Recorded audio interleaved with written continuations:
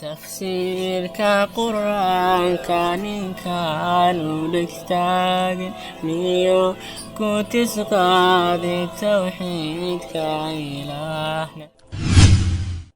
Tafsiirka Qur'aanka ninkaan u dhegtaagin miyuu ku tisqaaday tawxiidka Ilaahna.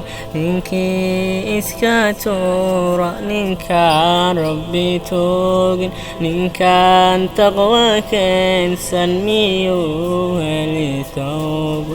Tafsiirka Qur'aanka ninkaan u dhegtaagin miyuu ku tisqaaday tawxiidka Ilaahna. Ninkii iska tuura ninkaan Rabbi toogin, ninkaan taqwa keensan miyuu heli tawbo. Runtaa la tabshaye miyuu jannad taaban, intaasi tusaale tusmayn hadalkayde. Haddaanu talaado waxaanu tafxaytay, Zubayr talaweeye si aanu talaado. Tasbiixda salaada sunnaha la tilmaamay, si aadan u tuurin tacliin baro weeye. Haddaad rabto taajir inaad faqri tuurto, tacliin baro weeye. Inaad faqri tuurto, tacliin baro weeye. Tafsiirka Qur'aanka ninkaan u dhegtaagin miyuu ku tisqaaday tawxiidka Ilaahna.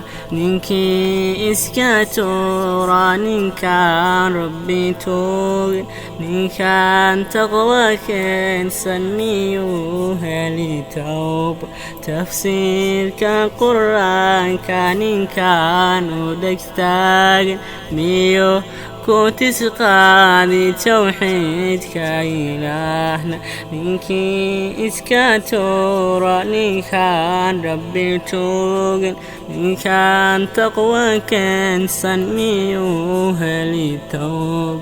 Haddaad turug xoog lelixaad tugan dooni, tawxiidka qir weeye, tacliin baro weeye. Si aad u talaasho ubuurtaya fiican, u tiigsato maanta adduunyadan taagan.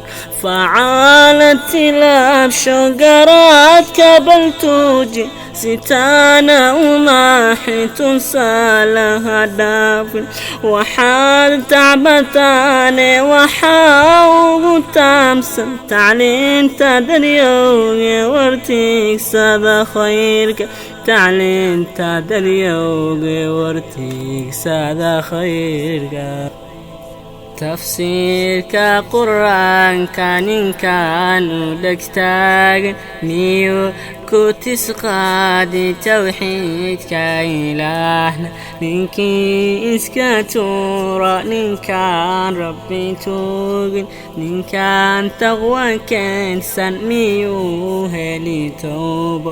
Tafsiirka Qur'aanka ninkaan u dhegtaagin miyuu ku tisqaaday tawxiidka Ilaahna. Ninkii iska tuura ninkaan Rabbi toogin, ninkaan taqwa keensan miyuu heli tawbo.